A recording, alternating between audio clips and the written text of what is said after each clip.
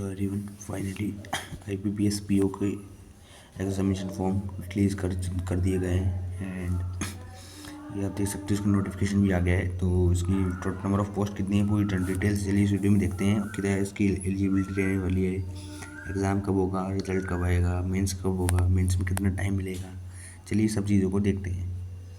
तो सबसे पहले ये देखते हैं, आप 1 जनवरी जुलाई यानी कि से फॉर्म भरे जाएंगे, यानी कि आज से 21 जुलाई तक भरे जाएंगे। आपको 21 दिन का समय दिया गया है फॉर्म भरने का, ठीक है। फीस भी आपको इसी दिन कटानी है। 2 दिन आपको दिए जाएंगे मॉडिफिकेशन करने के लिए, अगर आपकी फॉर्म में कोई गलती रह गई उसको सही करने के लिए। फिर आपका जो है एडमिट कार्ड आएंगे भाई अगस्त में, यानी जुलाई अगले महीने अपना एग्ज़ाम है अगस्त में, ठीक है, प्री का।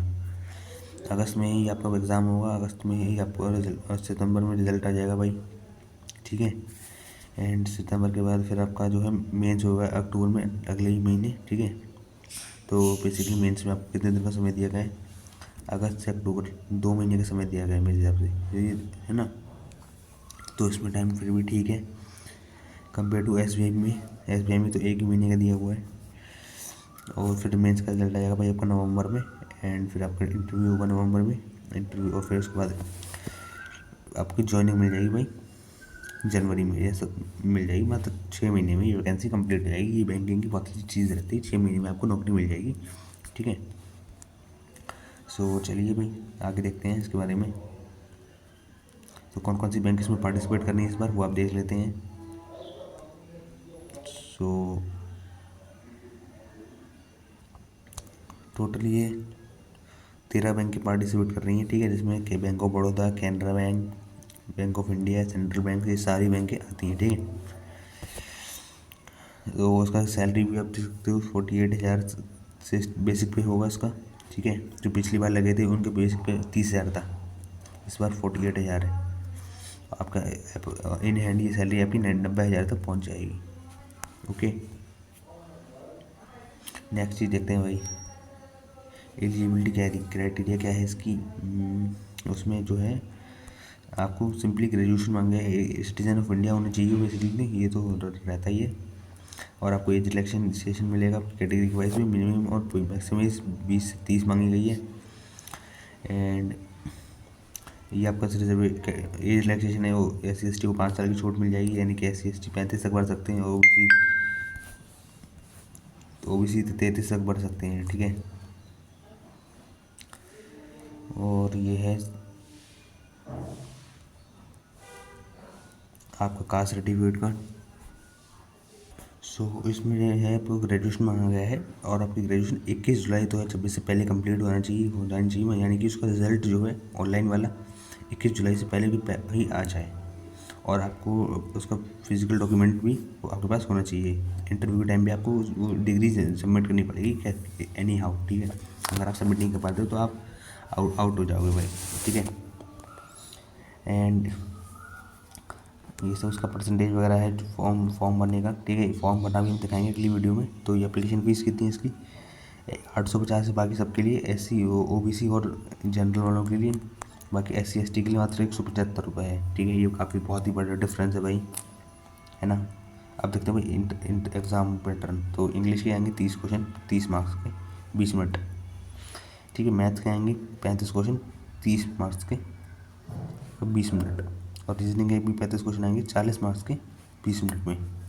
तो यानी कि नंबर ऑफ़ क्वेश्चन देखो मैथ और रीजनिंग में ज़्यादा है, ठीक है। एंड मार्क्स भी ज़्यादा हैं, यानी 35 क्वेश्चन सिर्फ 40 मार्क्स के होंगे इसके, और उसके 35 क्वेश्चन 30 मार्क्स के होंगे। तो रीजनिंग की वेटेज सबसे ज़्यादा है, यानी कि अगर आप रीजनिंग और मैथ ही अच्छी कर लेते हो ना, और इंग्लिश में बस passing mark sectional cut of qualify कर लेते हो तो भी आपका हो जाएगा, यानी कि 70। और अगर 70 में से आप मान लो 60 भी ले आते हो ना, 60 के 50 मान लेते हो, इन दोनों 50 ले आए, इंग्लिश में आप ले आए 30 में से 20, 70 नंबर ले आओ, आराम से हो जाएगा भाई आपका, ठीक है। अगर आप ऐसा कर दो, मान लो अगर किसी की इंग्लिश बहुत अच्छी है उसको 30 में से ले आया मान लो 27, ठीक है। मैथ में ले आया 30 में से मान लो 10 ले आया, 10 क्यों यार 15 तो मानो। और रीजनिंग में ले आए 40 में से 20, तो कितने बने भाई तो 62 नंबर बनकर 62 में भी हो जाएगा मेरे यहाँ जहाँ तक चांसेस हैं, ठीक है। सो पढ़ो क्या है, क्या candidate have to qualify in each of the 3 test by securing minimum cut off marks, यानी सेक्शनल कट ऑफ मार्क्स आपको क्लियर करनी पड़ेगी तीनों सब्जेक्ट की, जो भी IUPAC डिक्लेयर करेगी, ठीक है। Adequate number candidate in categories, फिर उतने ही कुछ गुना नंबर ऑफ वैकेंसीज के गुना लोगों को शॉर्टलिस्ट करेंगे मेंस के लिए। मेंस का भी सिलेबस यही है, reasoning, banking awareness, English and DI। Math नहीं आएगी, सिर्फ DI आएगी। एंड फिर इसका रीजनिंग के 40 क्वेश्चन 60 मार्क्स के 45 मिनट मिलेंगे। बैंकिंग के 50 क्वेश्चन 60 मार्क्स के 35 मिनट मिलेंगे। इंग्लिश के 40 क्वेश्चन 20 मार्क्स के, इंग्लिश का वेटेज सबसे कम है भाई 35 मिनट में, ठीक है। और DI के 40 क्वेश्चन 60 मार्क्स के 45 मिनट में, तो सबसे ज़्यादा वेटेज है भाई रीजनिंग का और DI का सबसे ज़्यादा वेटेज है भाई। और फिर है GK का। इंग्लिश का मेंस में इतना रोल नहीं है क्योंकि सिर्फ 40 क्वेश्चन में आपको 20 ही मार्क्स मिले, तो इंग्लिश पे ज़्यादा फोकस मत करना, फोकस अपना करना भाई मैथ और DI पर। बाकी टोटल 200 नंबर का मेंस होगा, 160 नंबर मिनट में, यानी कि 2 घंटा 40 मिनट, ठीक है। आगे देखते हैं।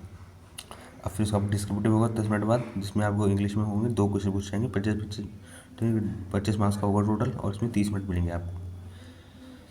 इसमें आपको ऐसे पैराग्राफ है ना, इस प्रीसाइज राइटिंग करके दिखानी पड़ेगी। ऐसे एंड कॉम्प्रिहेंशन लिखा है बेसिकली, तो वही दोनों है इसमें। अगर कोई चेंज होगा तो ये बाद में आपको बता देंगे, ठीक है। अपनी वेबसाइट पर चेक करते रहना। डिस्क्रिप्टिव क्वेश्चन में भी इवैल्यूएटेड बाय ऑटोमेटिक स्कोरिंग, तो ये बस फालतू की बात है ये। अब उसके बाद होगा पर्सनल टेस्ट, इसमें इंटरव्यू होगा, इसमें से आपसे ये क्वेश्चन पूछेंगे, ठीक है। और इसका कोई मार्क्स नहीं है मेरे हिसाब से। एंड ये पास होने के बाद जब आपको फाइनल मेरिट लिस्ट आएगी, अगर उसमें आपका नाम आ जाता है तो आपको ज्वाइनिंग मिल जाएगी। एंड वैलिड कोलेटर होता है इस पर, तो ये एडमिट कार्ड के बारे में बता रखा है कि एडमिट कार्ड में जो फ़ोटो लगाया है वही फ़ोटो आपको एग्ज़ाम सेंटर पर लेके जाना है। एंड ठीक है, वही एकदम से पहले की बात है कि एग्ज़ाम से 2 घंटे पहले पहुंच जाना है। और मेन एग्ज़ाम आपका 3 घंटे 10 मिनट का होगा टोटल सारी चीज़ें मिला के, तो लगभग आप मान के चलो कि 4 घंटे या उससे भी ज़्यादा बैठना पड़ेगा आपको उसके अंदर, ठीक है। क्योंकि थोड़ा टाइम लगेगा वहाँ पर डॉक्यूमेंट चेक करने में, लॉगिन करने में, इंस्ट्रक्शन देने में, ठीक है। आगे देखते हैं। तो आपकी 1/4 की नेगेटिव मार्किंग रहने वाली है इसमें। एंड कट ऑफ स्कोर इसमें मेन एग्ज़ाम के भी नहीं बताइए। तो बस हमने इसका पूरा नोटिफिकेशन पढ़ लिया है। एंड अब इसमें वही बातें हैं कि जो कैसे अप्लाई करना है और बाकी सारी चीज़ें जो हर चीज़ में रहती हैं, ठीक है। अप्लाई करना मैं आपको उसके लिए अलग से वीडियो बना दूंगा, अगर आप चाहते हो तो मैसेज कमेंट कर देना भाई, ठीक है। और आप कैंडिडेट्स को क्या क्या फोटोग्राफ, सिग्नेचर, लेफ्टिनेंट थंब, ये सब चीज़ें चाहिए फॉर्म भरते हर टाइम, तो ये सब हम अगली वीडियो में देखेंगे। तो चलिए इस वीडियो को इतना ही रखते हैं और अपनी तैयारी करते रहिए भाई। मेन रीजनिंग और DI पे सबसे ज़्यादा फोकस कीजिए। मिलते हैं नेक्स्ट वीडियो में, और चैनल को सब्सक्राइब कर लीजिए बैंकिंग के लिए, अगर आप बैंकिंग की तैयारी कर रहे हो।